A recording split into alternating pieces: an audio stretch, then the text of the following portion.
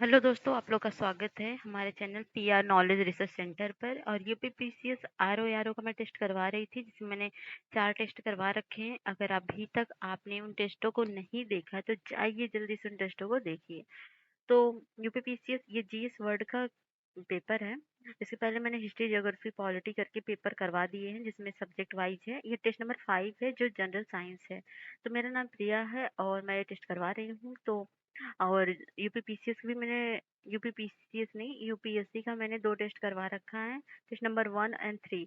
अगर आपने नहीं देखा, 3 वाला हाफ आ गया है, हाफ भी आ जाएगा, तो उसको आप देख लीजिए। और बीपीएससी का भी मैं टेस्ट करवा रही हूँ, तो प्लीज़ अपने दोस्तों के बीच शेयर करिए टेस्ट की जिनको ज़रूरत है। तो जो भी बैकग्राउंड मतलब वो जो मतलब ऐसे बैकग्राउंड्स नहीं है जहाँ उनको टेस्ट वगैरह आसानी से मिल सके, तो उनके लिए मैं टेस्ट करवा रही हूँ। तो आप क्या करिए, टेस्ट स्टार्ट करने से पहले, जैसे ये आरओ का टेस्ट है, तो यहाँ पर आप 140 क्वेश्चन आते हैं जीएस 1 में। और दूसरा पेपर हिंदी का होता है, इसको भी मैं जल्दी ही लाऊंगी। हिंदी में 60 नंबर का क्वेश्चन आता है, तो उसमें आप लगभग उसको भी करिए। और तो 140 नंबर बहुत इंपॉर्टेंट है, जिसमें करंट अफेयर रहेगा और आपका सारे सब्जेक्ट के रहेंगे। तो ये 140 पहले आप क्या करिए, एक A4 साइज पेपर ले लीजिए। उसमें 1 से लेके 140 तक, 140 तक पूरा लिख लीजिए, फिर नंबरिंग।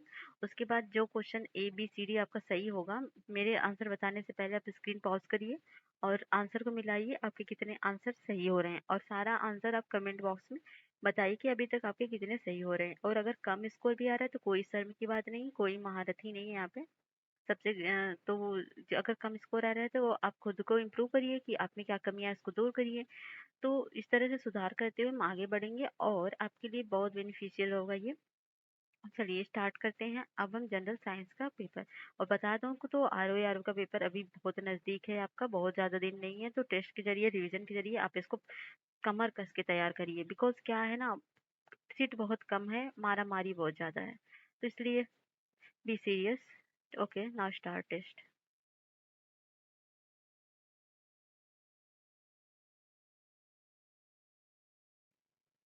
तो ये जिस वर्ड का टेस्ट नंबर आज हम करेंगे 5, जो 4 टेस्ट हो चुका है उसको आप जाइए करिए। तो ठीक है, आपको पता है इसमें जो है 140 क्वेश्चन आते हैं और 1/3 नेगेटिव मार्किंग भी होती है। तो be serious and now start test है। और स्टार्ट टेस्ट स्टार्ट करने से पहले मैंने आपको बोल दिया, पहले एक और साइज पेपर लीजिए, 1 से लेके 140 तक पहले नंबरिंग कर लीजिए। तो इंग्लिश में भी है और हिंदी में भी है, तो मैं हिंदी वाला करवाऊंगी क्योंकि मैक्सिमम मेरे चैनल से हिंदी वाले हैं। ओके। तो ये पहला क्वेश्चन है, जनरल साइंस है, आपको पता ही होगा। निम्नलिखित में से कौन सी एक उष्मा की इकाई नहीं है? कैलोरी, किलो जूल, वाट या कैलोरी? तो इसका आंसर क्या होगा? इसका आंसर हो जाएगा वाट। उष्मा एक प्रकार की ऊर्जा है और जो पदार्थ के मध्य तापांतर को व्यक्त करती है। उष्मा के एक स्थान दूसरे स्थान को स्थानांतरित होती है और यह स्थानांतरण हमेशा अधिक ताप वाली वस्तु से होता है। ठीक है, दूसरा क्या है, मिलान मिलान करना है। ये सूची 1 है, सूची 2 है। फेदोमीटर से क्या मापा जाता है? फेदोमीटर से, तो फेदोमीटर से आपका मापा जाता है समुद्र की गहराई। बैरोमीटर से क्या नापा जाता है? तो बैरोमीटर से मापा जाता है वायु दाब। और आपका हाइग्रोमीटर से वायुमंडलीय आर्द्रता और एनीमोमीटर से वायु वेग। तो ये ऑप्शन हो जाएगा आपका बी। बी है ना? पेन नहीं चल रहा था, एक मिनट। तो आपका ये आंसर होगा डी। अगला क्वेश्चन है, हवा में लोहे और लकड़ी की समान भार की गेंद को समान ऊंचाई से गिरना है। मतलब एक जगह से आप लकड़ी और लोहे की गेंद को समान भार से, मतलब समान भार के, मान लो 5 किलो ये है तो 5 किलो का ये है, मतलब 1 किलो का ये है तो 1 किलो का ये भी है। अगर इसको हवा से नीचे गिराएंगे तो पहले कौन सा गिरेगा? पृथ्वी पर दोनों एक समान गिरेंगे, एक समान समय में गिरेंगे? या बी है, पहले एक पहले गिरेगी एक बाद में गिरेगी? और सी है कुछ अंतराल में गिरेगी? और डी है लकड़ी की गेंद बाद में गिरेगी? तो इसका आंसर क्या हो जाएगा? इसका आंसर होगा लकड़ी की गेंद बाद में गिरेगी। तो हवा की अनुपस्थिति में लोहे तथा लकड़ी के समान भार को समान ऊंचाई से गिराने पर एक साथ पृथ्वी पर पहुंचेंगे, परंतु हवा की उपस्थिति में लोहे तथा लकड़ी के समान भार की गेंद को समान ऊंचाई से गिराने पर लोहे की गेंद पहले पहुंचेगी तथा लकड़ी की गेंद बाद में पहुंचेगी। ठीक है। अब चौथा है, हवाई जहाज से यात्रा करते समय पेन से स्याही निकलने लगती है। वायु तो ऑप्शन क्या है, क्यों निकलती है? पहला ऑप्शन है वायुमंडलीय वृद्धि के मतलब वायु दाब के वृद्धि के कारण। या बी है स्याही के आयतन में वृद्धि के कारण या सी है वायु दाब में कमी के कारण या डी है अत्यधिक भार के कारण। तो इसका आंसर हो जाएगा वायु दाब में कमी के कारण। क्या होती है, जब वायु दाब कम हो जाएगा तो प्रेशर बढ़ेगा, और प्रेशर तो क्या होगा, वो पेन का जो जो कुछ होगा इंक वो बह जाएगा। 7 है, बादलों का वायुमंडल में तैरने का कारण है उनका कम घनत्व, वेग, ताप या दाब या ताप। तो बादलों का वायुमंडल में तैरने का कारण है आपका घनत्व। उनका घनत्व कम होता है इसलिए वो मतलब वायुमंडल में तैरते रहते हैं। ठीक है। नीचे दो कथन दिए गए हैं और कारण उनको देखना है कौन सा सही है। प्रकाश के दृश्य वर्णक्रम में लाल प्रकाश हरे प्रकाश की अपेक्षा अधिक ऊर्जस्वी होती है, और कारण है लाल प्रकाश तरंगदैर्घ्य हरे प्रकाश के तरंगदैर्घ्य से अधिक होती है। क्या रीजन और कारण सही है? तो देखते हैं। तो ए आर दोनों के सही हैं और एक दूसरे का स्पष्टीकरण करते हैं। अब बी दूसरा है, ए आर दोनों सही है परंतु एक दूसरे का स्पष्टीकरण नहीं करते हैं। और सी है, ए सही है परंतु आर गलत है। और डी है, ए गलत है परंतु आर सही है। तो इसका जो आंसर हो जाएगा डी होगा, ए सही, ए गलत है और आर सही है। ठीक है। तो लाल प्रकाश का तरंग दैर्घ्य हरे प्रकाश की तरंग दैर्घ्य से अधिक होता है। ठीक है, लाल प्रकाश का तरंग दैर्घ्य हरे प्रकाश की तरंग दैर्घ्य से अधिक होता है। और नहीं, आर सही है। एक मिनट, आपका आर सही है और ए गलत है, मतलब कथन गलत है और कारण सही है। ये गलत है। प्रकाश के दृश्य वर्णक्रम में लाल प्रकाश हरे प्रकाश की अपेक्षा अधिक ऊर्जस्वी होती है, तो ये गलत है। वो अधिक ऊर्जस्वी नहीं होती बल्कि कम होती है। अगला है 7, साफ मेघ रहित रातों की तुलना में मेघाच्छादन रातें अपेक्षाकृत गर्म होती हैं, क्योंकि बादल, क्या ऑप्शन है, पृथ्वी से छोड़ी गई उष्मा को परावर्तित करते हैं। बी है, ठंडी लहरों को आसमान से पृथ्वी पर उतरने से रोकते हैं। सी है, उष्मा बनाते हैं और इसे पृथ्वी की ओर विकसित करते हैं। डी है, वायुमंडल में उष्मा का अवशोषण करते हैं और इसे पृथ्वी की ओर भेजते हैं। तो ये जो क्वेश्चन का आंसर हो जाएगा, ये हो जाएगा ए, पृथ्वी से छोड़ी गई उष्मा को परावर्तित करते हैं। ठीक है। और 8वां है, प्रकाश तरंगों के वायु से कांच में जाने पर जो चर प्रभावित होते हैं वो कौन से हैं? तो कौन सी चीजें प्रभावित होती हैं जब प्रकाश की तरंगे वायु के कांच से जाने पर गुजरती हैं? तो वेग और आवृत्ति, बी है तरंग दैर्घ्य और वेग, और सी है तरंग दैर्घ्य और आवृत्ति, और डी है तरंग दैर्घ्य आवृत्ति और वेग। तो इसका आंसर हो जाएगा तरंग दैर्घ्य और वेग। 9वां क्वेश्चन है, निम्न में से किस तरंग की लंबाई सबसे अधिक होती है?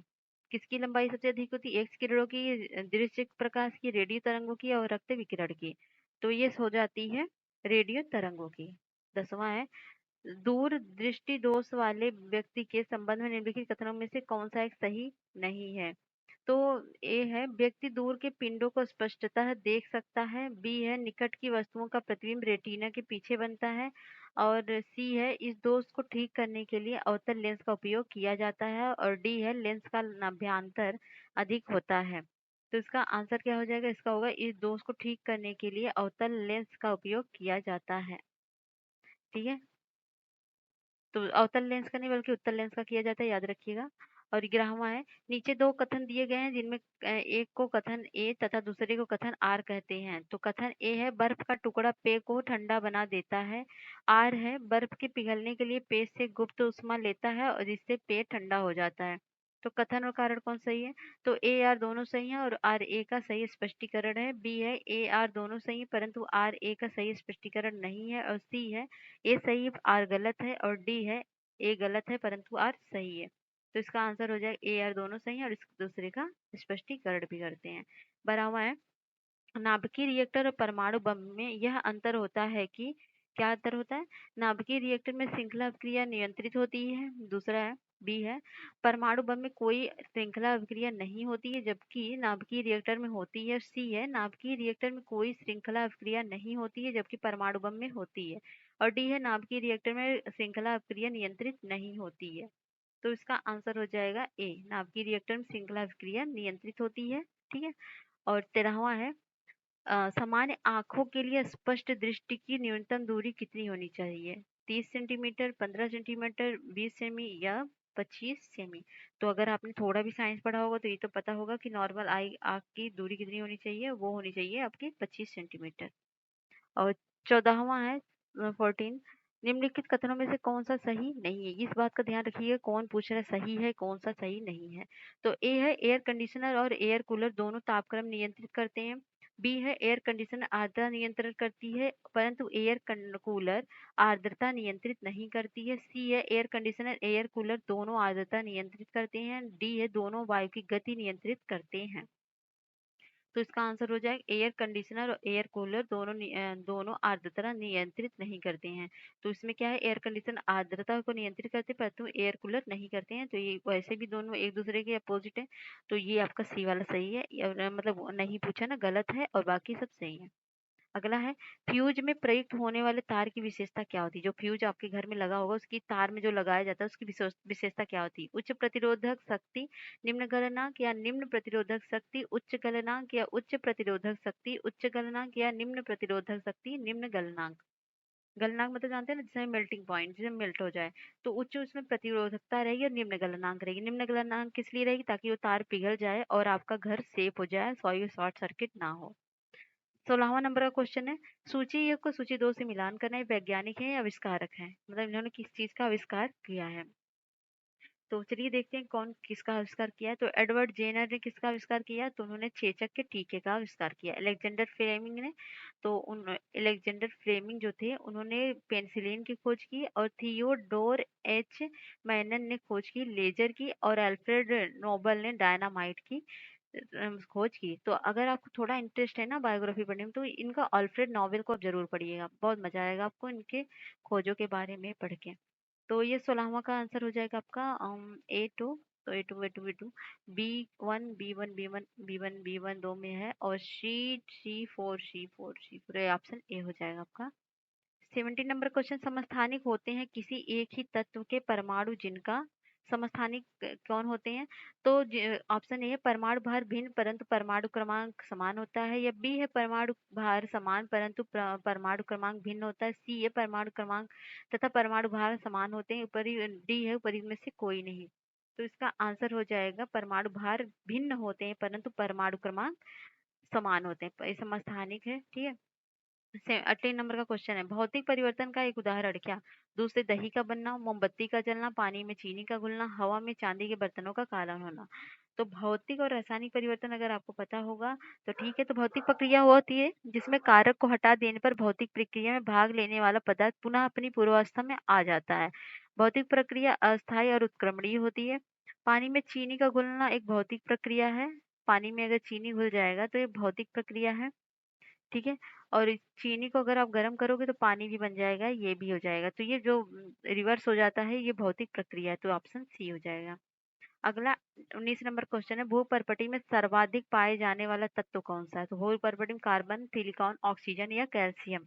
तो भूपर्पटी में सबसे ज्यादा पाया जाता है ऑक्सीजन। ओके, ऑक्सीजन कितना पाया जाता है? ऑक्सीजन पाया जाता है 46.8%। 6.8%। ओके। और ठीक है, चलिए आगे बढ़ते हैं हम।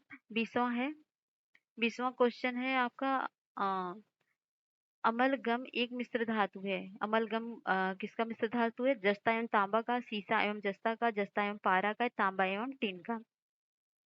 तो अमलगम जो है वो है आपका जस्ता एवं पारा का मिश्र धातु है, मतलब इन दोनों को मिला के अमलगम बनता है। 21वें नंबर का क्वेश्चन है, निम्न में से किसे शुष्क बर्फ कहते हैं? ठोस बर्फ को, निर्जलीय बर्फ को, या ठोस कार्बन डाई मोनोऑक्साइड को, ठोस कार्बन डाइऑक्साइड को? तो अगर आपको नहीं पता इसी क्वेश्चन को याद कर लीजिए, कई बार पूछा गया क्वेश्चन है। ये है आपका ठोस कार्बन डाइऑक्साइड।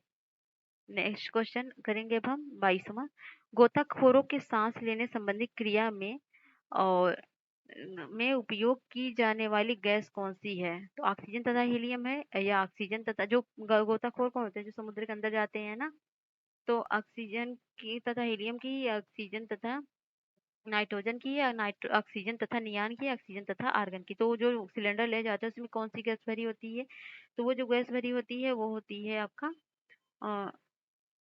ये ऑक्सीजन तथा हीलियम होता है। हीलियम और ऑक्सीजन का मिश्रण गहरे समुद्र में गोताखोरों द्वारा वायु के स्थान पर सांस लेने के लिए प्रयोग किया जाता है, क्योंकि अधिक दाब पर हीलियम रक्त में कम विलेय होता है।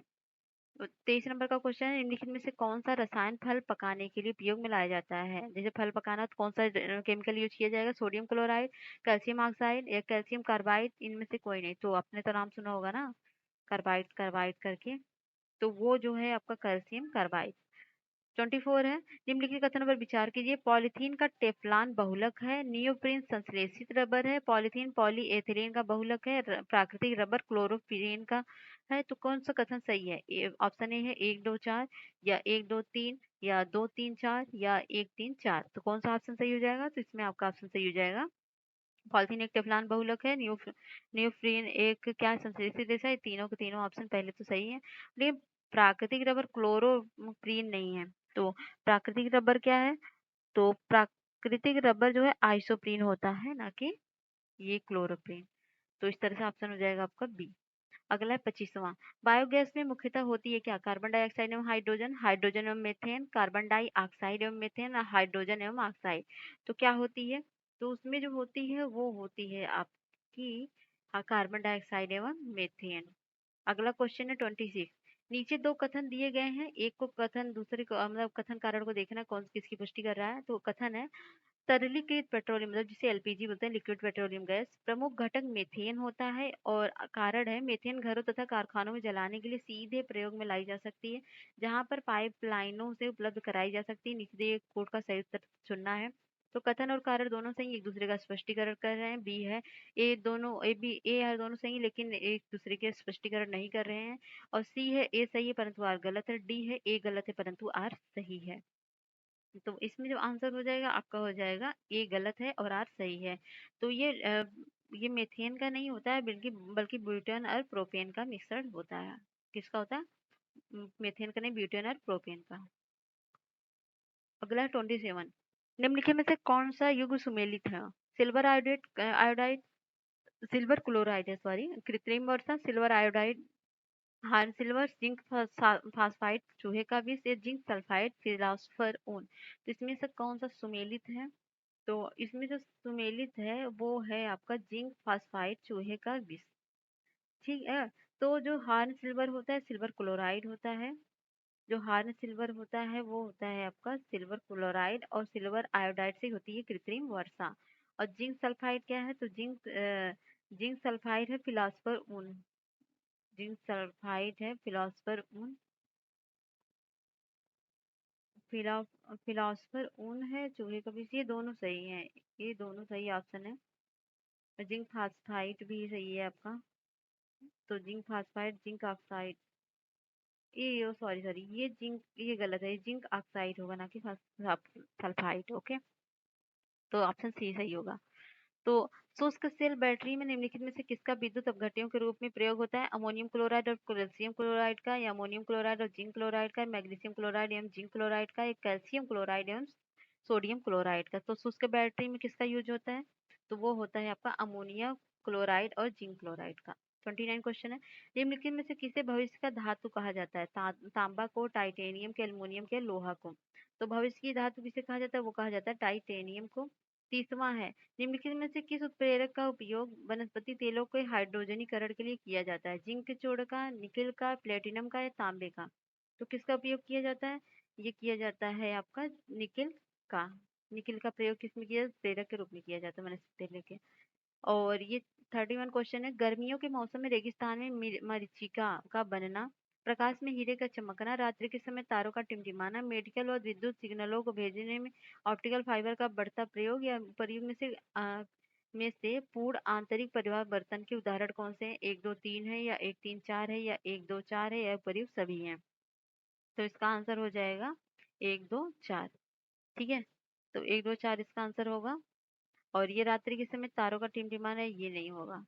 ठीक है, पूर्ण आंतरिक परिवर्तन या परावर्तन जिसे बोलते हैं, रिफ्लेक्शन बोलते हैं, वो नहीं होता है, तारों में नहीं होता है, बाकी सब में होता है। तो अगला क्वेश्चन है 32, निम्नलिखित कथन में से कौन सा सही नहीं है? तो द्रव का ताप बढ़ने, ऑप्शन ए है, द्रव का ताप बढ़ाने पर उसका पृष्ठ तनाव घट जाता है। बी है, जिन द्रवों के अणुओं के बीच संसंजन बल अधिक होता है वे बर्तन की दीवार को गीला नहीं करते हैं। सी है, केश नली में द्रव का चढ़ना या उतरना पृष्ठ तनाव के कारण होता है। डी है द्रवों की सतह पर उत्पन्न होने वाली तरंगे अनुप्रस्थ तरंगे नहीं होती हैं। तो इसका आंसर जो है वो हो जाएगा डी, द्रवों की सतह पर उत्पन्न होने वाली तरंगे अनुप्रस्थ तरंग नहीं होती हैं। तो अगला है 33। निम्नलिखित में से कौन सा एक सही सुमेलित नहीं है? फूलों की खेती फ्लोरिकल्चर, सब्जियों की खेती हॉर्टिकल्चर और फलों की खेती पोमोलॉजी और फसलों की खेती एग्रोनॉमी। तो इसमें से कौन सा सही नहीं है, मतलब विच इज रॉन्ग? तो वो आंसर हो जाएगा आपका बी। सब्जियों की खेती को क्या बोलते हैं? सब्जियों की खेती को ये नहीं बोलते हैं, बल्कि ये जो होते हैं सब्जियों की खेती को बोलते हैं आपको ओलेरी कल्चर, ना कि हॉर्टिकल्चर, ओलेरिकल्चर। और 34 है, विकास के उत्परिवर्तन सिद्धांत का प्रतिपादन किया था किसने? ह्यूगो डोबरिज ने, या हक्सले ने, या डार्विन ने, लैमार्क ने? तो विकास के उत्परिवर्तन सिद्धांत का जो प्रतिपादक थे वो थे आपके ह्यूगो डोबरिज। ठीक है। विकास के उत्परिवर्तन सिद्धांत हॉलैंड के वनस्पति शास्त्री ह्यूगो डोबरिज थे। इनके अनुसार नई जाति की उत्पत्ति अचानक एक बार में होने वाली स्पष्ट तथा वंशानुगत विभिन्नताओं के कारण होती है। जाति का पहला सदस्य जिसमें उत्परिवर्तन का लक्षण दिखाई देता है उत्परिवर्तित कहलाता है। म्यूटेशन जिसे बोलते हैं परिवर्तन, मतलब सडन चेंज इन क्रोमोसोम। 35 है, निम्नलिखित में से कौन सा कीट नहीं है? घरेलू मक्खी, मच्छर, मकड़ी और खटमल। तो कौन सा कीट नहीं है? तो वो है आपका मकड़ी कीट नहीं है, बाकी सब कीट है। 36 है, निम्नलिखित पादपों में किसका संग्रह अंग तना नहीं है? तो कौन सा तना में संग्रह अंग नहीं, मतलब जो भाग आप खाते हो कौन सा है? शकरकंद है, अदरक है, आलू है, गन्ना है। तो तने में कौन संग्राहक नहीं है? तो आपका हो जाएगा आलू, जो होता है जो आप भाग खाते हैं ना वो तना होता है। तो शकरकंद जो है ये तना नहीं है, ये जड़ है। और बाकी अदरक, आलू, गन्ना ये सब तना है, याद कर लीजिएगा। और 37 है, निम्नलिखित कथनों पर कथन और कारण देखना है। तो कथन है मरुस्थलीय पौधों के जड़ तंत्र काफी लंबे होते हैं, और कारण है मृदा का उच्च तापमान जड़ विकास को प्रोत्साहित करता है। तो इसमें से कौन सा सही है? ए आर दोनों सही है, और ए आर की स्पष्टीकरण करता है। बी है ए आर दोनों सही, परंतु ए आर की व्याख्या नहीं करता है, स्पष्टीकरण नहीं करता है। सी है ए सही है परंतु आर गलत है। डी है ए गलत है परंतु आर सही है। तो इसका आंसर हो जाएगा आपका सी, ए आर दोनों सही हैं, परंतु एक दूसरे के स्पष्टीकरण नहीं कर रहे हैं। अगला 38 का, सेब के फलों में लाली का कारण, मतलब जो सेब रेड होते हैं किसकी वजह से होते हैं? एंथोसाइनिन, लाइकोपीन, कैरोटीन या विटामिन के कारण। तो ये हो जाते हैं ये एंथोसाइनिन के कारण। ठीक है। छिपकली, तो एक मिनट, लाल नारंगी रंग जो होता है कैरोटीन वर्धक होते हैं। और मतलब जो गाजर होता है वो लाल नारंगी रंग देता है, और लाइकोपीन टमाटर में होता है, जेंथोफिल पीला रंग होता है जो कि हल्दी में होता है। और चुकंदर में बीटाडीन होता है, बीटाडीन मतलब रेड कलर जो देता है। ठीक है। और जो पपीता पपीता आप देखते हो पपीते में क्या होता है? जेंथिन होता है। तो बहुत सारे वर्डक होते हैं, इनको याद करना होता है कौन कौन सा कलर के कारण कौन कौन सा फ्रूट या सब्जी जो हुई है रेड या ग्रीन होती है। निम्नलिखित में से किसमें लिंग गुणसूत्र नहीं होते हैं? तितली में, चीता में, छिपकली में या मेंढक में? तो लिंग गुणसूत्र मतलब सेक्स क्रोमोसोम किसमें नहीं होते हैं? तो वो नहीं होते हैं कौन से जानवर में, जीव में? तो छिपकली में नहीं होते हैं। 40 है, प्लाज्मा झिल्ली बनी होती है किसकी? प्रोटीन की, कार्बोहाइड्रेट्स की, लिपिड की, या ए और सी दोनों की? तो प्रोटीन और लिपिड दोनों की बनी होती है प्लाज्मा झिल्ली। अगला है 41, मानव शरीर में अधिकतम मात्रा में पाए जाने वाला तत्व कौन सा होता है? लोहा, सोडियम, ऑक्सीजन या फास्फोरस? तो मानव जो आपके शरीर में सबसे ज्यादा क्या पाया जाता है? वो पाया जाता है ऑक्सीजन। ठीक है। ऑक्सीजन कितना पाया जाता है? ऑक्सीजन लगभग 65% पाया जाता है आपकी बॉडी में। 65% ऑक्सीजन पाया जाता है, और 18% कार्बन डाइऑक्साइड पाया जाता है। और नहीं नहीं, 18% कार्बन पाया जाता है, और हाइड्रोजन 3%, नाइट्रोजन 1.4% और फास्फोरस 1.1%। 42 है, अस्थियां है और सूची है, मतलब नाम दिया गया है कौन सी हड्डी को क्या बोलते हैं? तो शोल्डर ब्लेड कौन सी हड्डी को बोलते हैं? तो कौन सी शोल्डर ब्लेड बोलते किसको हैं? तो शोल्डर ब्लेड जो है ये बोलते हैं आपका, एक मिनट में मिला देती हूँ। शोल्डर ब्लेड स्कैपुला, स्कैपुला होगा। और नी कैप, नी कैप आपका हो जाएगा, नी कैप होगा पटेला, नी कैप को पटेला बोलते हैं। और ब्रेस्ट बोन को क्या बोलते हैं? तो ब्रेस्ट बोन आपका हो जाएगा स्टर्नम। और कॉलर बोन को मतलब क्लाविकला बोलते हैं इसको। तो इस तरह से ऑप्शन हो जाएगा A3 है, B4 भी है, सी को देख लेते हैं, C2 है, C2 ऑप्शन ए हो जाएगा इसका सही। अगला है 43। जब एक व्यक्ति वृद्ध हो जाता है तो सामान्यतः उसके रक्त का दाब क्या हो जाता है? जब कोई बूढ़ा हो जाता है तो क्या होगा? रक्त दाब बढ़ेगा, घटेगा या बदलता रहेगा या उतना ही रहेगा? तो उसमें क्या हो जाएगा? उसका रक्त दाब क्या हो जाएगा? वो बढ़ जाएगा। 44 है। जलीय फर्न जिसे जैव उर्वरक के रूप में प्रयुक्त किया जाता है वह है साल्विनिया, एजोला, नील हरित शैवाल या राइजोबियम। तो जलीय फर्न जिसे जैव उर्वरक के रूप में यूज किया जाता है वो है आपका एजोला को बोलते हैं। तो नील हरित शैवाल होता है एजोला जो सहचारी नील हरित शैवाल एजोला के सहचारी होते हैं और इसे साथ में मिलाने से अच्छी उर्वरकता प्राप्त होती है। और नील हरित शैवाल एक सूक्ष्म प्रोकैरियोटिक शैवाल होते हैं, जबकि एजोला एक जलीय फर्न होता है जिसकी पत्ती की पृष्ठीय सतह पर पाई जाने वाली गुहिकाओं में रहने वाले जीवाणु एनाब्रानाइट एजोलाई की मदद से नाइट्रोजन का स्थिरीकरण होता है और उसके में पौधों की वृद्धि में सहायक होता है। अगला क्वेश्चन है 45। निम्नलिखित कथन कारण देखना है। तो मानव शरीर में यकृत वसा के पाचन महत्वपूर्ण भूमिका निभाती है और आर है यकृत दो महत्वपूर्ण वसा पाचक एंजाइम उत्पन्न करती है। तो कौन सा कथन कारण सही है देखना है। तो ए आर दोनों सही है और एक दूसरे के स्पष्टीकरण कर भी कर रहे हैं। और बी है ए आर दोनों सही है लेकिन ए आर का स्पष्टीकरण नहीं कर रहा है। और सी है ए सही है परंतु आर गलत है। डी है ए गलत है परंतु आर सही है। तो इसका आंसर हो जाएगा आपका सी, ए सही है परंतु आर गलत है। आर गलत ये है क्योंकि इसमें दो पाचक एंजाइम नहीं पाए जाते हैं, वसा पाचक एंजाइम नहीं पाए जाते हैं। तो इसमें क्या पाए जाते हैं? तो यकृत जो है मानव शरीर की सबसे बड़ी ग्रंथि है जिसे लीवर बोलते हो आप। इसका वजन लगभग 1.5 किलो से 2 किलो होता है तथा इसे धूसर मतलब गहरे धूसर रंग का होता है और इसके निचले भाग में नाशपाती के आकार की एक छोटी सी थैली होती है जिसे पित्ताशय कहा जाता है। यकृत द्वारा स्रावित पित्त इस थैली में संचित होता है। यह पित्त आंत में उपस्थित एंजाइमों की क्रिया को तीव्र कर देता है। इसके अतिरिक्त यकृत कार्बोहाइड्रेट वसा प्रोटीन उपापचय में सक्रिय रूप से भाग लेता है। ठीक है। यकृत में पित्त की थैली से पित्त रस पहुंचता है जो वसायुक्त भोजन को पचाता है, ना कि यकृत। तो 46वां स्तनधारी में एकमात्र जीव जिसकी लाल रुधिर कणिकाओं में केंद्रक पाया जाता है गाय, बंदर, ऊंट, घोड़ा। तो वह ऊंट में पाया जाता है आरबीसी में केंद्रक मतलब क्या क्या बोलते हैं केंद्रक न्यूक्लियस। 47 है। निम्नलिखित में से किस जीव का गर्भकाल सबसे अधिक होता है? चीता, जिराफ, हाथी, चिंपैंजी। तो गर्भकाल किसका सबसे ज्यादा अधिक होगा? तो वो होता है आप 1 मिनट में बता देती हूँ। हाथी का जो होता है वो लगभग 600 से 610 दिन का होता है, लगभग 2 साल का। या मतलब वही 2 साल क्या लगभग 21 महीने क्या बोलते हैं इसको, हाँ वही 22 22 महीने का। और उसके बाद ये जो होता है चीता का होता है 90 से 95 दिन का। हम चीता का 90 से 95 दिन का और मतलब 3 महीने का। और जो आपका ये है जिराफ है इसको लगभग 4.5, जिराफ जो है ये लगभग 450 से 465 दिन का होता है। और चिंपैंजी का 230 से 240 होता है, 230 से 240 होता है। कितनी अच्छी पेन चल रही है आप देख सकते हैं, इसलिए मैंने लिखती। चलिए नेक्स्ट क्वेश्चन है 48। निम्नलिखित में से कौन सा रोग का कारण वायरस है? सिफिलिस है, डिप्थीरिया है, खसरा है, लेप्रोसी है। तो कौन से रोगों का कारण वायरस है? तो वो जो रोग है वो है आपका खसरा। खसरा जो है वायरस से होता है। तो सिफिलिस, डिप्थीरिया तथा लेप्रोसी का रोग जो है जीवाणु से होता है जबकि खसरा वायरस से होता है। पीलिया से दुष्प्रभावित होता है क्या? यकृत, अमाशय, अग्नाशय, छोटिया। तो यकृत प्रभावित होती है। यकृत मतलब लीवर। एक एक वर्णांध पुरुष एक सामान्य महिला से विवाह करता है। वर्णांधता के लक्षण उत्पन्न होते हैं उसके पुत्रों में, पुत्रियों में, पुत्रों के पुत्रों में या पुत्रियों के पुत्रों में।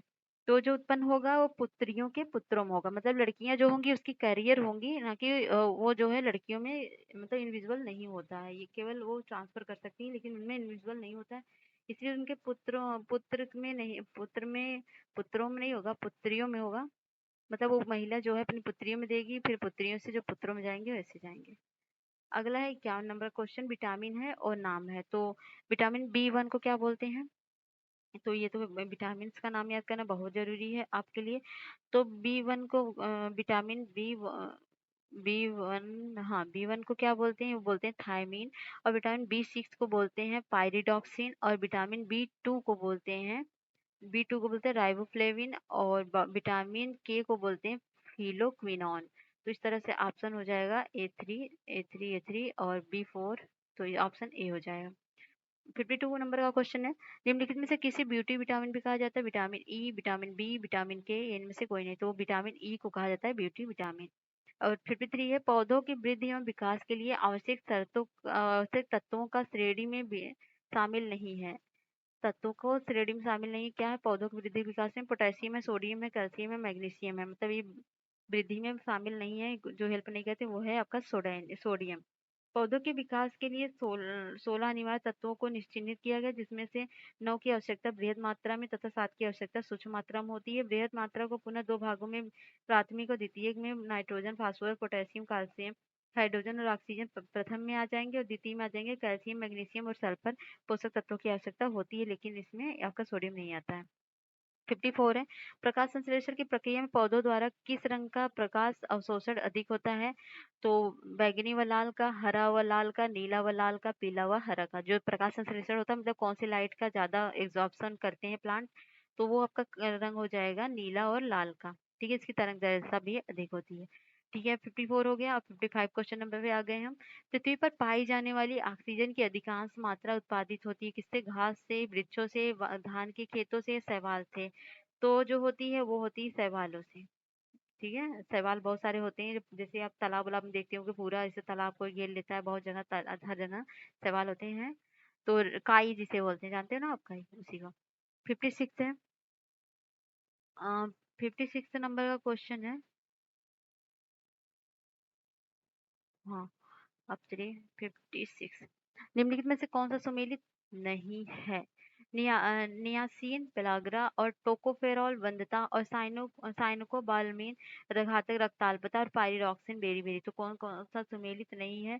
तो इसका आंसर होगा केवल चौथा सुमेलित नहीं है, बाकी सब सुमेलित हैं। तो चौथा सुमेलित क्यों नहीं है और चौथे का क्या है? तो जो है विटामिन B3 को नियासिन कहते हैं। ठीक है, विटामिन बी सी को नियासिन कहते हैं। बी विटामिन B3 को नियासिन भी कहते हैं। इसकी कमी से पेलाग्रा अर्थात चर्मदाग, मतलब चर्म में, मतलब आपकी स्किन डिजीज होगी, स्किन इन्फेक्शन वगैरह, जो भी स्किन में सिकुड़ना वगैरह जो भी डिजीज होगी। और टोकोफेरॉल विटामिन ई को बोलते हैं टोकोफेरॉल।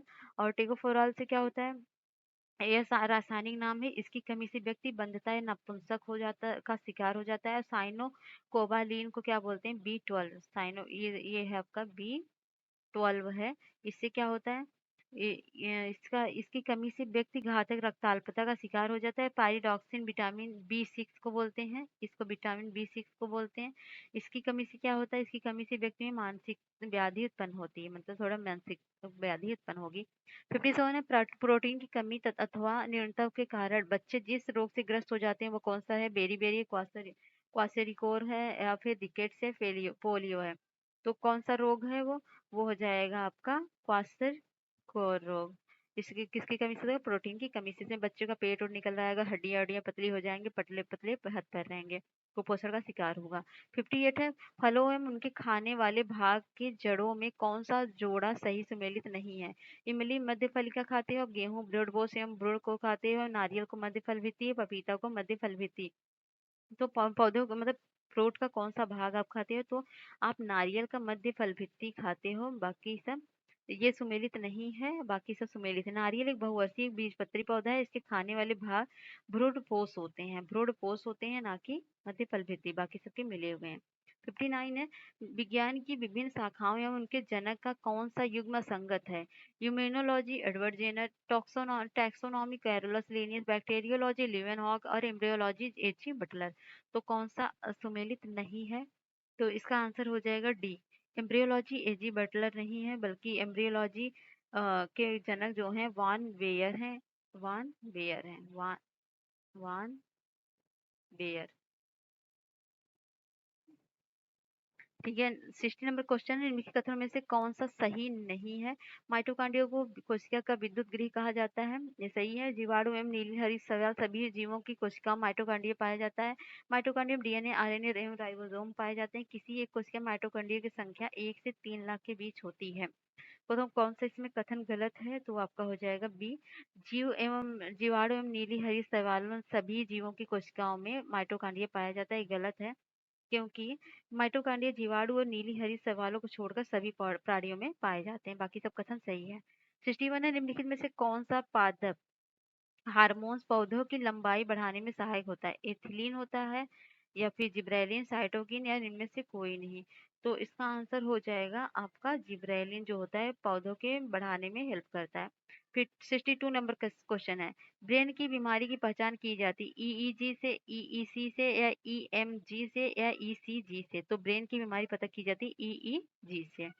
ठीक है, तो ये क्वेश्चन हो जाएगा आपका 62, जिसको बोलते हैं इलेक्ट्रो इंसेफेलॉन ग्राफ, ईईजी से मस्तिष्क की बीमारी बीमारी का जांच किया जाता है। फिर 63 है, एलिसा परीक्षण किया जाता है एड्स की पहचान के लिए, क्षय रोग की पहचान के लिए, मधुमेह की पहचान के लिए, या टाइफाइड की पहचान के लिए? ये आपका आंसर हो जाएगा एड्स की पहचान के लिए। काफी फेमस है एलिसा टेस्ट, ये एड्स की पहचान के लिए किया जाता है। इससे पता चलता है व्यक्ति में एचआईवी वायरस है कि नहीं। 64 है, निम्नलिखित में से कौन मधुमेह से संबंधित जो प्रौढ़ों का एक सामान्य रोग है? आ, आपका स्टेटमेंट वो है, मतलब कथन है, रक्त में शर्करा का उच्च स्तर, दूसरा है रक्त में शर्करा का निम्न स्तर, और तीसरा है रक्त में इंसुलिन की निम्न मात्रा, और डी है मतलब चौथा है रक्त में इंसुलिन की अधिक मात्रा। तो कौन सा ऑप्शन सही है? 2413 14 या 23? तो इसका आंसर जो हो जाएगा वो हो जाएगा आपका 13, मतलब रक्त में शर्करा का उच्च स्तर और रक्त में इंसुलिन की निम्न मात्रा, ये है आपका मधुमेह से संबंधित लक्षण। 65, यदि आंख का लेंस अपारदर्शी हो जाए तो आंख का रोग कहा जाएगा? ग्लूकोमा, मोतियाबिंद, निकट दृष्टि दोष, या दृष्टि वैषम्य? तो यदि आंख का लेंस अपारदर्शी हो जाए, मतलब आपकी जो आंख है, जो आंख में लेंस लगी है वो अपारदर्शी हो जाए, मतलब आर पार ना दिखे, तो कौन सी रोग होगी बताइए? अगर आर पार नहीं दिखेगा तो कॉमन सी रोग जो भी बहुत ज्यादा रहता है, बूढ़ों में हो जाता है, सब में हो जाता है, वो है मोतियाबिंद। इसमें आंखों में परत जम जाती है, जिससे आंख पर कुछ नहीं दिखता है, मतलब। ठीक है, निम्नलिखित में से कौन सी मानव शरीर की सबसे छोटी हड्डी है? स्टर्नम है, इनकस है, स्टेपिस है, या फिर मैलियस है? तो आपकी कान की हड्डी है, स्टेपिस सबसे छोटी है। 67 है, मनुष्य के शरीर का कौन सा अंग शरीर के ताप को नियंत्रित करता है? हृदय, वृक्क, यकृत, या फेफड़ा? तो मनुष्य के शरीर के ताप को कौन नियंत्रित करेगा? तो वो करता है फेफड़ा।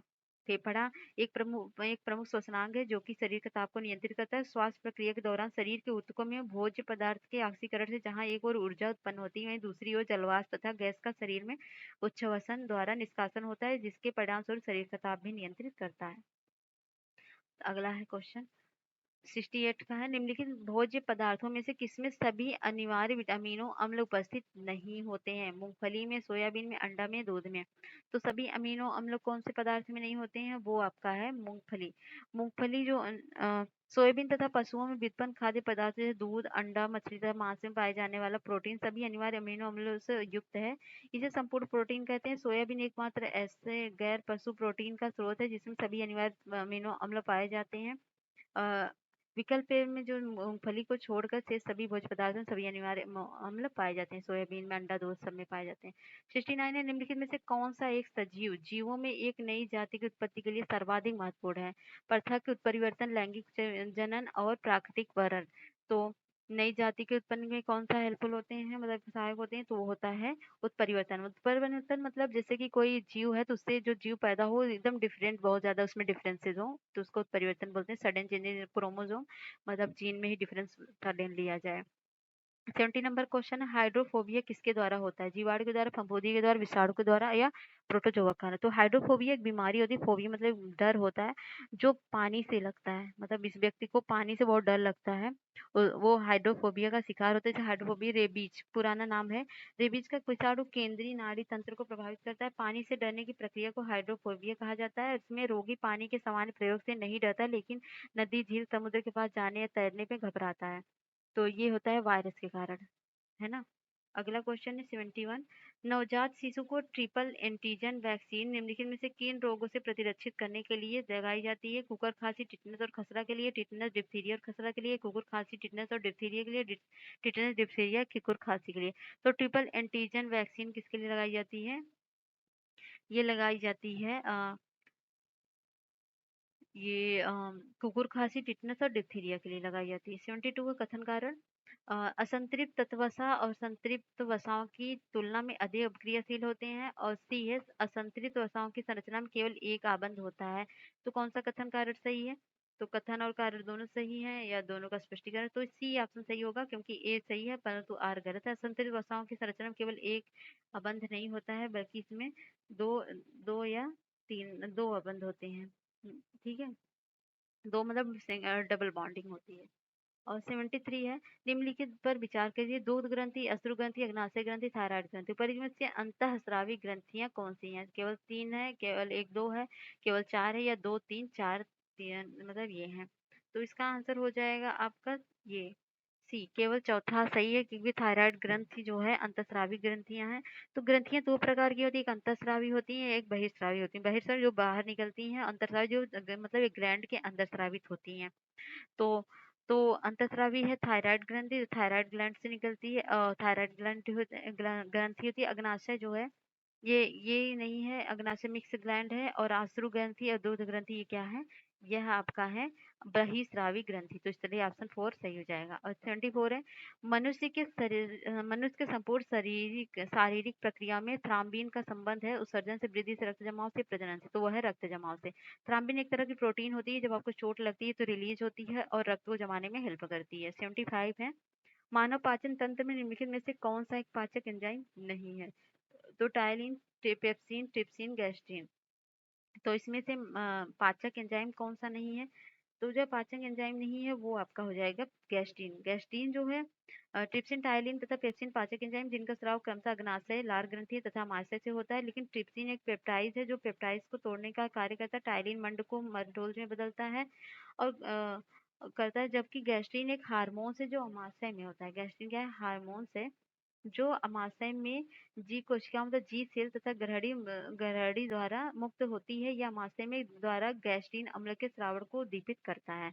और 76 है, मार्फिन प्राप्त की जाती है पत्ती से, जड़ से, फूल से या फल से। तो मार्फिन किससे प्राप्त की जाती है? वो की जाती है जड़ से। ठीक है, अगला है, नहीं नहीं जड़ से नहीं, फल से प्राप्त की जाती है, सॉरी। तो मार्फिन जो होती है वो प्राप्त होती है आपके फल से, आपके नहीं। तो जो पोस्त होता है मॉर्फिन पोस्त, जिसे पेपावर सोमानिफेरस कहते हैं, कि अपरिपक्व फलों से प्राप्त की जाती है। पोस्त का पौधा एक आवृतबीजी पादप है जिसमें अफीम तथा हीरोइन की प्राप्ति होती है। मॉर्फिन का उपयोग दर्द निवारक औषधि तथा निद्रा कारक के रूप में किया जाता है। मॉर्फिन सीधा प्रभाव केंद्रिका तंत्र मतलब सेंट्रल नर्वस सिस्टम को प्रभावित करता है। 77 नंबर का क्वेश्चन है, अणु और उपस्थिति। तो विटामिन बी 12, बी 12 में क्या उपस्थित होता है? तो विटामिन बी 12 में होता है कोबाल्ट। और क्लोरोफिल में क्या होता है? क्लोरोफिल में मैग्नीशियम होता है। और चाल्कोपायराइट में होता है तांबा। और हीमोग्लोबिन में लोहा। तो इस तरह से ये थ्री, तो ये थ्री तो सब में है बी 1। तो ऑप्शन बी सही हो जाएगा। तो नेक्स्ट क्वेश्चन ऑफ करेंगे हम 78। हृदय की धड़कन नियंत्रित करने के लिए निम्न में से कौन सा खनिज आवश्यक है? सोडियम, पोटेशियम, लोहा या गंधक। तो हृदय का जो हृदय की धड़कन को नियंत्रित करने की पोटेशियम आवश्यक होती है। पोटेशियम हृदय की धड़कन एवं नाड़ी संस्थान में कार्यों को संचालित करता है। मांस, मछली, अनाज, फल, सब्जियां इत्यादि पोटेशियम के अच्छे स्रोत हैं। फास्फोरस हड्डियों के विकास के लिए आवश्यक है। लौह तत्वों की कमी से रक्ताल्पता रोग होता है। 79 है, विश्व स्वास्थ्य संगठन के अनुसार आज के समय में सर्वाधिक संख्या में लोग के प्राण लेने वाला रोग है हृदयाघात, यक्ष्मा और मलेरिया या डेंगू। तो सबसे ज्यादा मृत्यु कौन से रोग से होती है? वो होती है हृदयाघात मतलब हार्ट अटैक से। 80 नंबर का क्वेश्चन है, नेक्स्ट क्वेश्चन है, मंकी पॉक्स के विषय में निम्नलिखित कथन पर विचार करें, कौन सा सत्य है? तो ऑप्शन ए है कि इंसानों में मंकी पॉक्स का पहला केस 1970 में कांगो में दर्ज हुआ था। बी है, मंकी पॉक्स स्मॉल पॉक्स या छोटी माता की तरह ही होती है, इसके गंभीर होने पर निमोनिया लक्षण दिखाई देने लगते हैं। और सी है, वर्तमान मंकी पॉक्स का कोई इलाज नहीं है। और डी है, भारत में मंकी पॉक्स का पहला केस केरल में एक व्यक्ति में मिला जो ब्रिटेन से आया था। तो कौन सा आंसर सही होगा? तो ये मतलब गलत होगा, तो ये होगा डी। भारत में मंकी पॉक्स का जो पहला व्यक्ति मिला था वो मतलब मंकी पॉक्स क्या है? एक जूनोटिक बीमारी है जिसमें चेचक के समान लक्षण होते हैं और ये 1958 में पहली बार बंदरों में चेचक जैसी मतलब चेचक के रूप में दिखाई दिया था। कौन सा सत्य है? इसमें असत्य नहीं है, सत्य पूछा है, आई थिंक सत्य पूछा है। 1 मिनट, लेकिन पहला तो गलत हो जाएगा। 1958 में पहली बार चेचक की बीमारी का पता चला था और ये लक्षण दिखेगा, इसके बाद इसका मंकी पॉक्स नाम पड़ा। हो सकता है, लेकिन ये थोड़ा मुझे गलत लग रहा है। तो बाकी दूसरा ये डी वाला भी गलत है। चलिए इसको मैं बाद में बताऊंगी क्योंकि कंफ्यूजिंग है। ये 1958 में शायद हुआ था। 81 नंबर क्वेश्चन है, कोरोना के लिए देश में विकसित पहली नेजल वैक्सीन जिसे सितंबर 2022 में डीजीसीआई में अनुमति प्रदान की का निर्माण है। भारत बायोटेक ने, कैंडिला ने, सीरम इंस्टीट्यूट ऑफ इंडिया ने, ऊपर इनमें से किसी ने नहीं। तो इसका आंसर हो जाएगा भारत बायोटेक ने। 32 है, एक बीज के अंकुरण के लिए निम्नलिखित में से कौन सा 3 पारिस्थितिकी सर्वाधिक महत्वपूर्ण है? उचित तापमान ऑक्सीजन कार्बन डाइऑक्साइड, या बी है तापमान ऑक्सीजन प्रकाश, या सी है पानी पानी उचित तापमान ऑक्सीजन, या डी है मिट्टी पानी ऑक्सीजन। तो इसका आंसर हो जाएगा सी, पानी उचित तापमान और ऑक्सीजन। 83 है, कपास के कीट रोधी पौधे अनुवांशिक इंजीनियरिंग द्वारा एक जीन को निर्दिष्ट कर निर्मित किए गए हैं जो लिया गया है पौधों से, कीट से, जीवाणु से, विषाणु से। तो जो लिया गया है वो जीवाणु से लिया गया। अगला है 84, कथन और कारण देखना है। गोल्डन राइस जैव प्रौद्योगिकी की एक ऐसी उपलब्धि है जो उपभोक्ताओं के लिए ही उतनी ही लाभप्रद है जितनी कि किसानों के लिए। तो कारण है, इस चावल का पीलापन बीटा कैरोटीन की अधिक मात्रा को प्रदर्शित करता है जो हमारे शरीर में विटामिन ए में परिवर्तित होता है। तो ए आर दोनों सही है, ए आर का स्पष्टीकरण कर रहा है। दूसरा है ए आर दोनों सही परंतु ए आर का सही स्पष्टीकरण नहीं करता है। सी है, ए सही है परंतु आर गलत है। डी है, ए गलत है परंतु आर सही है। तो इसका आंसर हो जाएगा ए आर दोनों सही, इसका दूसरे का स्पष्टीकरण भी करते हैं। 85 है, निम्नलिखित में से किसका उत्पादन ट्रांसजेनिक द्वारा नहीं किया जाता? तो जैव निम्नीकरण प्लास्टिक का उत्पादन, या ट्रांसजीनी फसलों का उत्पादन, या खाने योग्य चीजों का उत्पादन, या क्लोनीकृत जंतुओं का उत्पादन। तो इसका आंसर हो जाएगा अ, आपका ये कलोनीकृत जंतुओं के उत्पादन के लिए। और 86 जेनेटिक इंजीनियरिंग में निम्न में से किसका प्रयोग होता है? तो प्लाज्मिड का, या लाइबोसोम का, या माइटोकॉन्ड्रिया का। तो जेनेटिक इंजीनियरिंग जो यूज होता है ना, वो मैक्सिमम होता है क्या? मैक्सिमम हमेशा होता है प्लाज्मिड का। प्लाज्मिड भी एक डीएनए की तरह है, जेनेटिक एक सर्कुलर डीएनए मतलब डीएनए ही होता है। और इसको काटने का मतलब इसको क्या कहते हैं, एंडोन्यूक्लियस मतलब रिस्ट्रिक्शन एंडोन्यूक्लियस एंजाइम द्वारा टुकड़ों में खंडित तथा डीएनए लाइगेज एंजाइम द्वारा डीएनए के खंडों को परस्पर जोड़ा जा सकता है इसमें।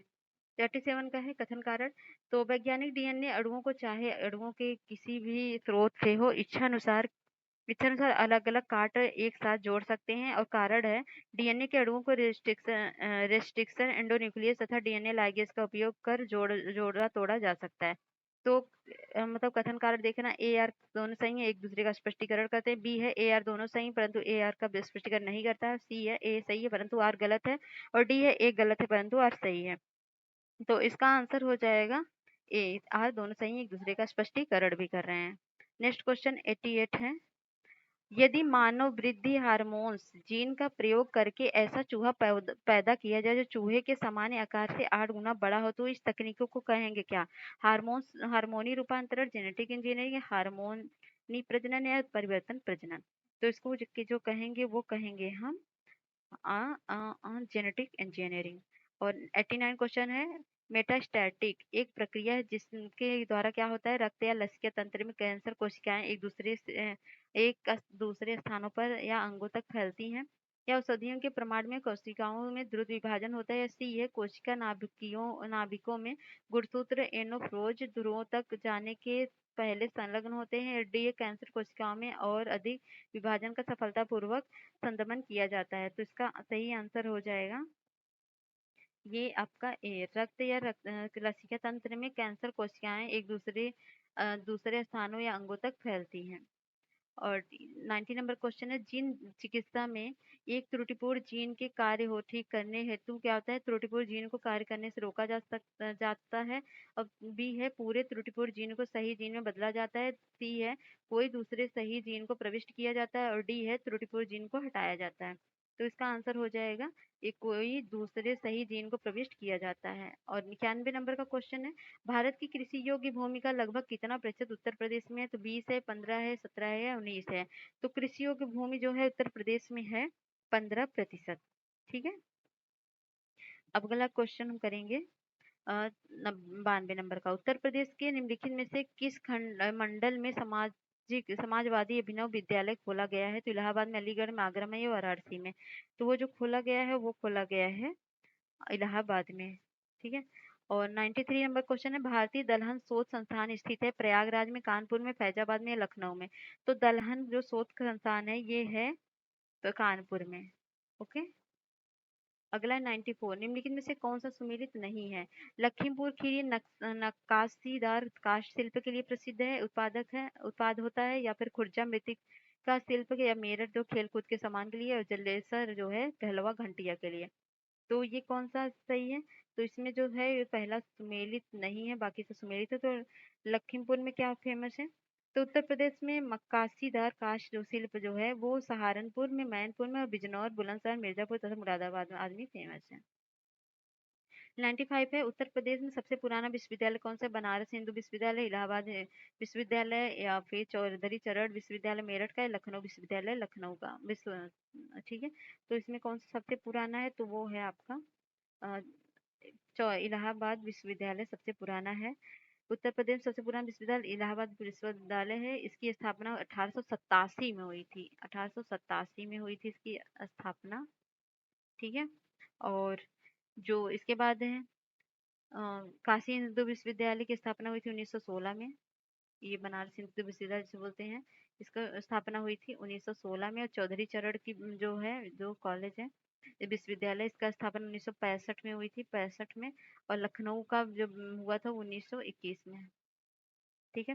निम्नलिखित में गलत युग्मों को इंगित कीजिए। तो कन्नौज इत्र एवं तेल और मिर्जापुर कालीन के लिए फेमस है, मुरादाबाद पीतल के बर्तन के लिए, आगरा चाकू तथा कैंची के लिए।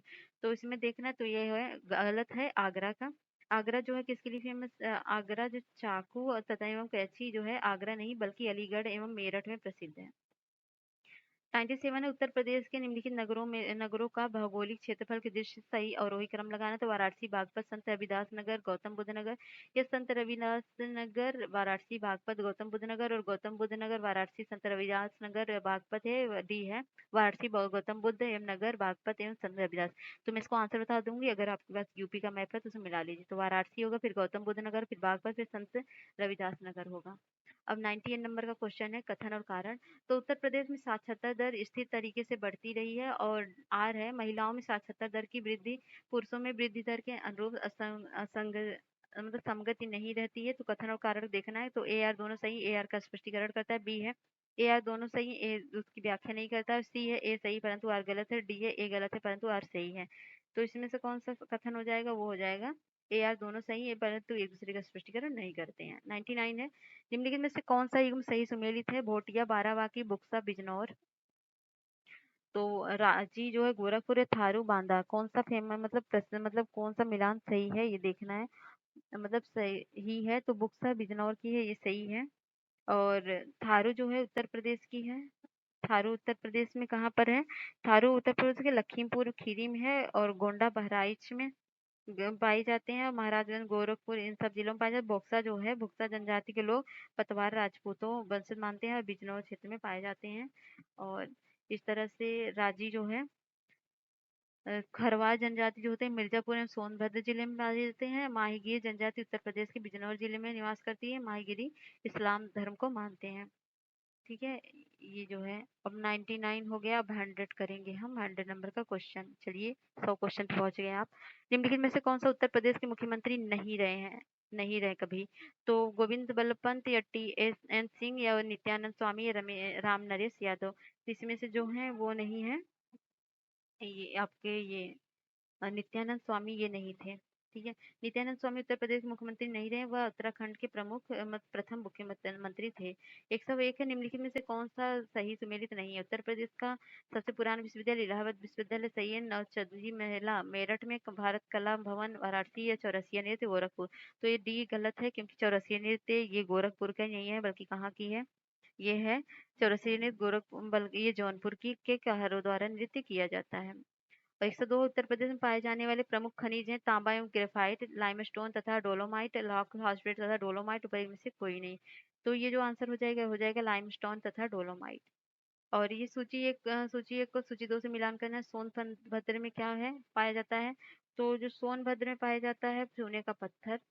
इलाहाबाद में क्या पाया जाएगा? तो इलाहाबाद में शीशे वाली बालू पाई जाएगी।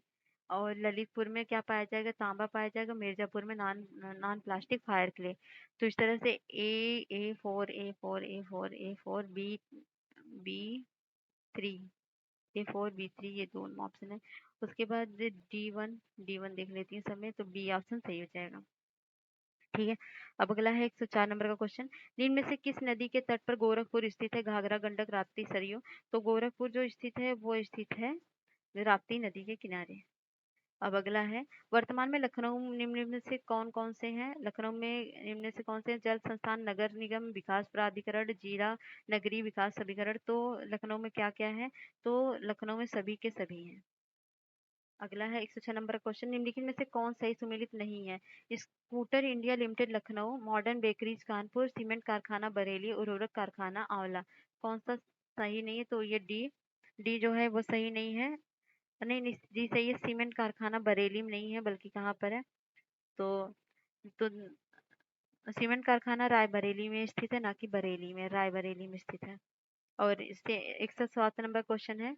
लाल बहादुर शास्त्री गन्ना विकास संस्थान मेरठ में है या पिकअप जो है लखनऊ में? राज्य चरण विकास एवं विपणन निगम लिमिटेड कागरा में है, यूपीएफसी कानपुर में। तो कौन सा सही है?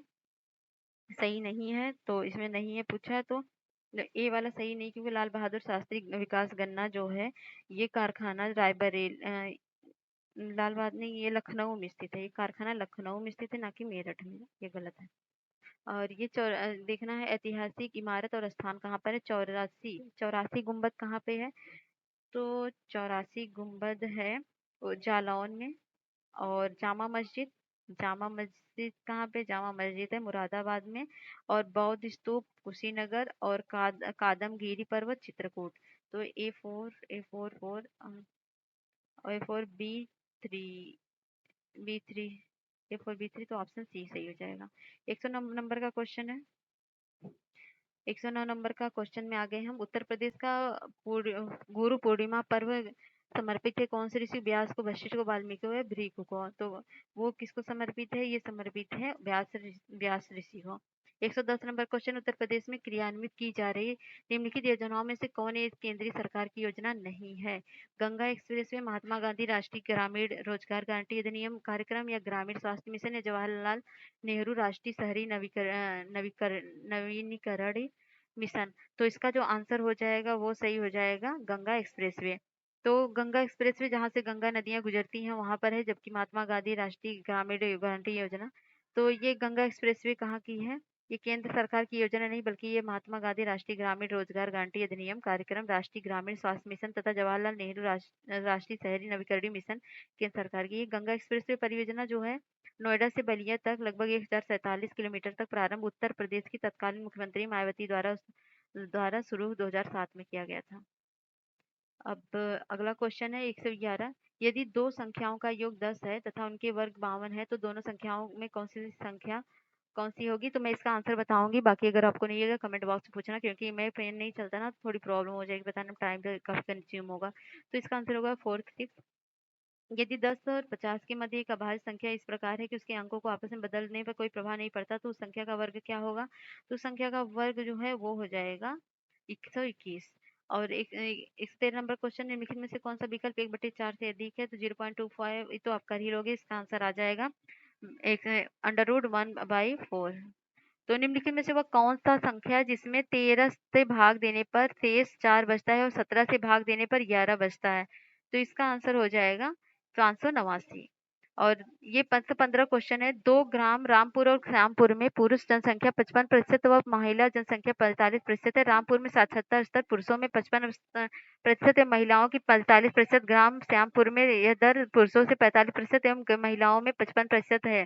तो कथन कौन, सॉरी ऑप्शन है दोनों ग्रामों का साक्षरता 50% है, या बी है दोनों ग्रामों का साक्षरता स्तर समान है परंतु 50% नहीं है, और सी है ग्राम रामपुर का साक्षरता स्तर ग्राम श्यामपुर से निम्न है, और डी है ग्राम रामपुर का साक्षरता स्तर ग्राम श्यामपुर से उच्च है।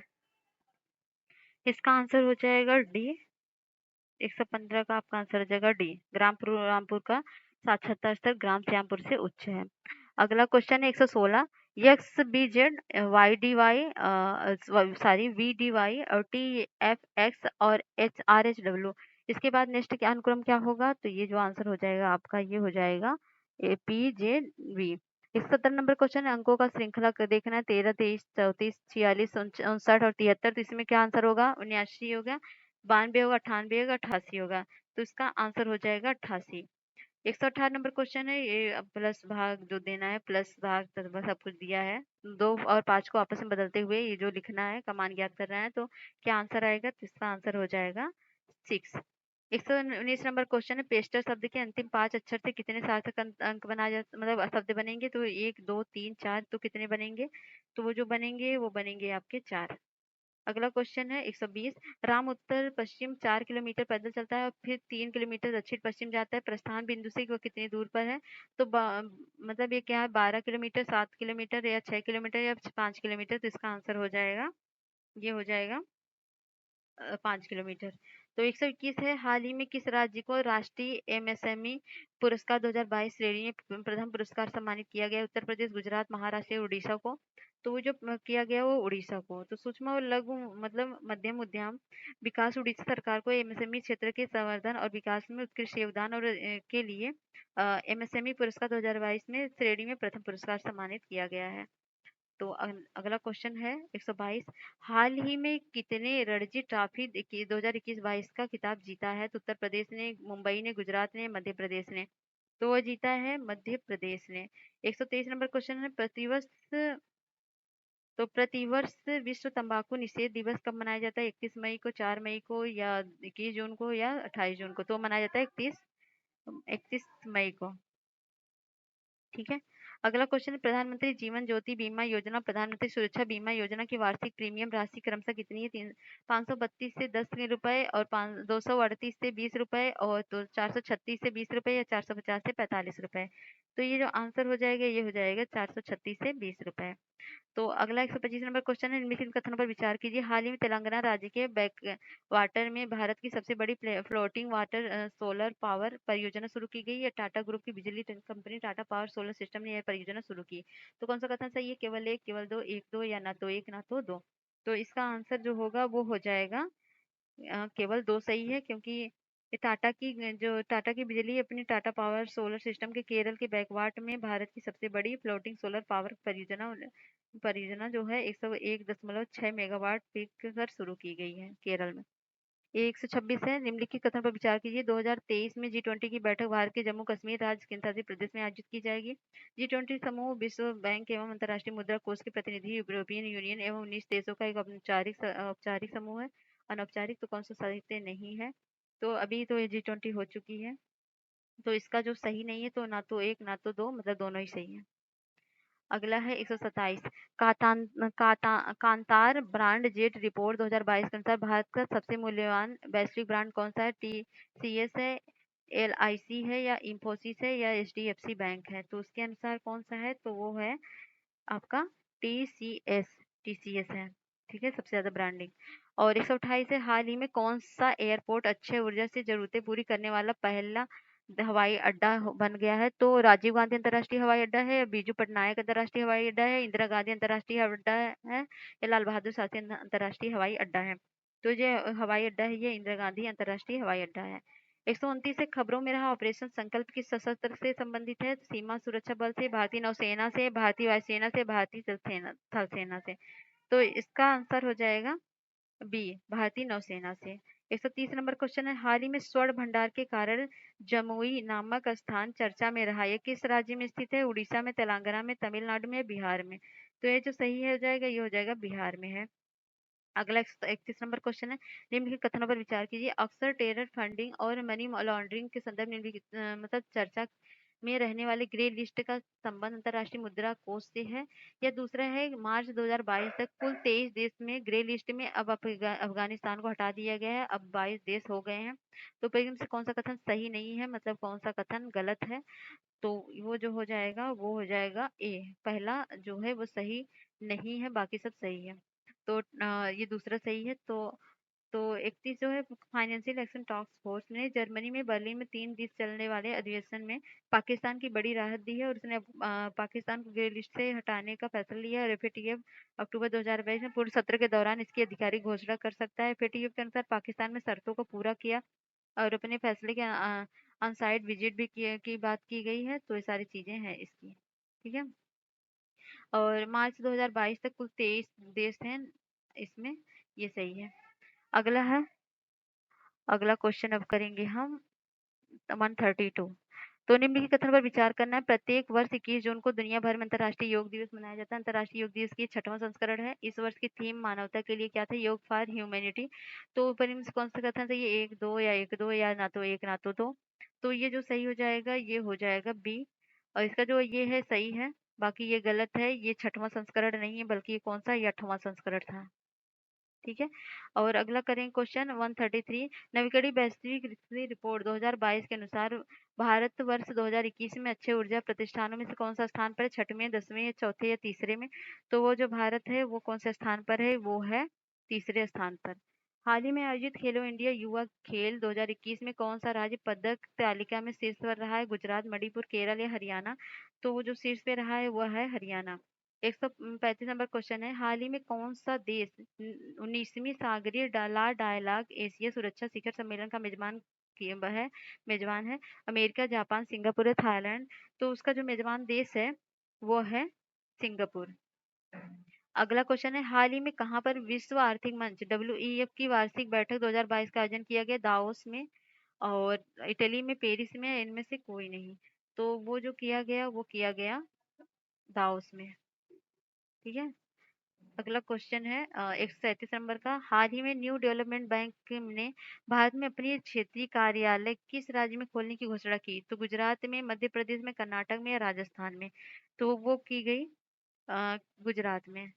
तो 138 का है, निम्नलिखित कथनों पर विचार कीजिए। हाल ही में केंद्रीय वित्त मंत्री निर्मला सीतारमण ने कोटा में स्थित राष्ट्रीय सीमा शुल्क GST संग्रहालय को राष्ट्र समर्पित किया है। इस संग्रहालय का नाम धरोहर है। तो कौन सा कथन सही नहीं है? तो केवल दो, एक ना तो एक ना तो दो, और सी है एक या दो, और डी है केवल एक। तो इसका जो आंसर हो जाएगा वो हो जाएगा केवल एक सही है। सही गलत है, बाकी दोनों सही है।